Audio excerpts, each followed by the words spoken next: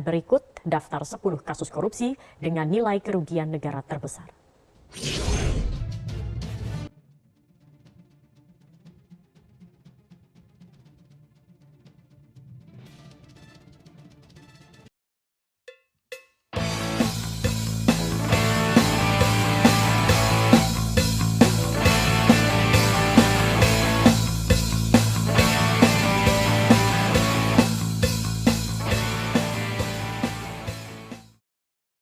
Minasyaitonirrajim. Bismillahirrahmanirrahim.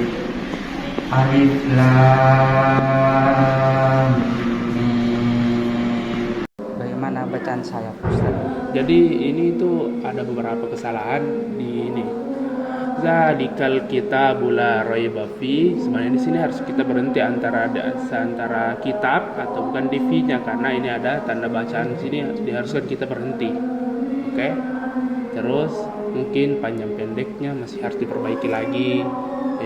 Tajwidnya, terus kayak gunnah itu tiga dengungan, tiga harokat.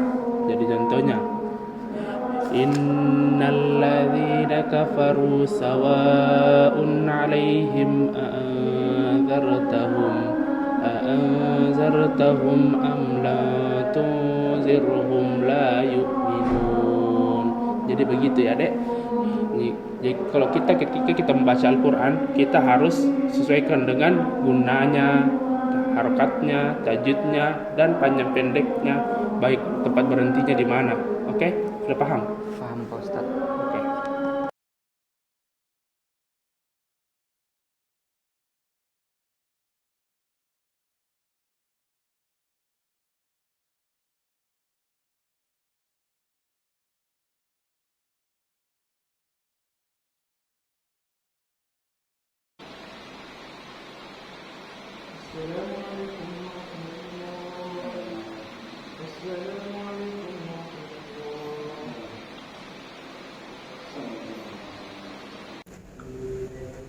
Bismillahirrahmanirrahim.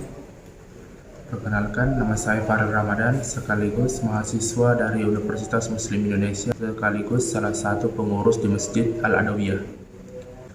Saya berasal dari Kalimantan Timur, dan kegiatan saya selama menjadi pengurus di masjid ini mulai dari subuh, yaitu setelah kami sholat, saya mungkin mengaji.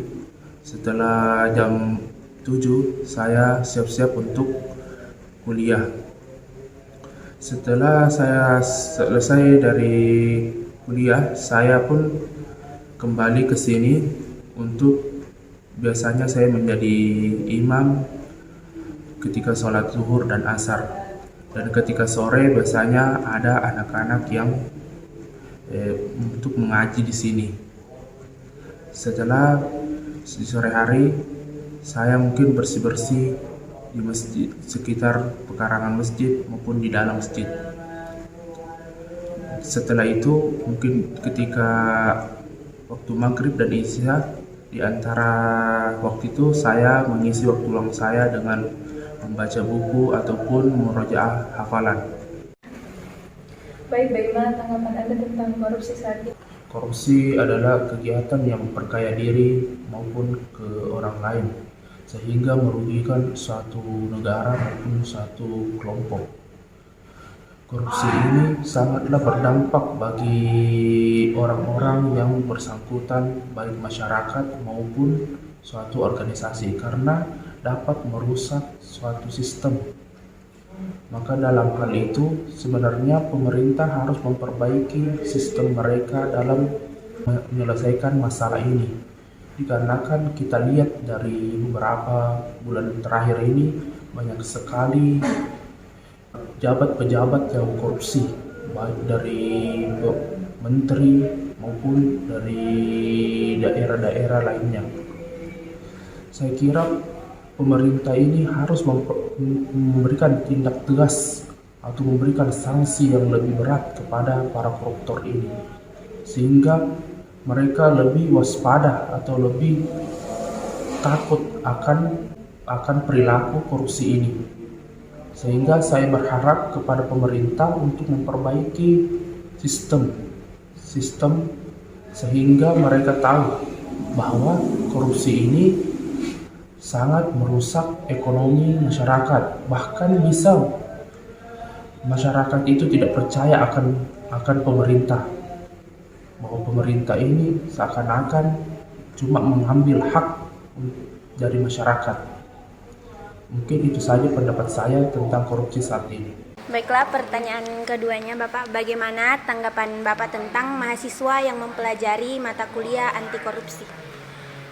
Pendapat saya itu sebagai seorang mahasiswa juga, yaitu saya sangat setuju kepada mahasiswa yang ingin mempelajari mata kuliah anti korupsi ini.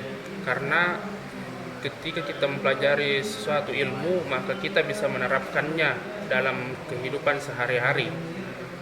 Sehingga kita tahu apa sih dampak dari korupsi ini, dampak negatifnya yang sangat membuat kita dapat terpuruk baik dari segi pembangunan, ekonomi, baik dari segi sifat kita. Karena ketika kita memakan sesuatu yang haram, maka bukan berdampak kepada kita. Contohnya kita memiliki seorang keluarga, maka kita memberikan dia uang haram atau uang dari korupsi itu, maka itu terdapat dampak yang sangat mungkin membuat kita malas dalam ibadah, berbuat bohong.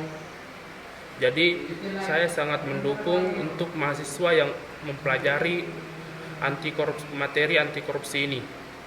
Harapan saya kepada mahasiswa yang mempelajari mata kuliah anti korupsi ini, saya sangat berharap mereka menjunjung tinggi atas keadilan dan menjalankan apa yang telah mereka pelajari, sehingga mereka tahu apa dampak dari korupsi ini, agar negara kita bersih dari hal-hal yang sangat kotor seperti korupsi ini.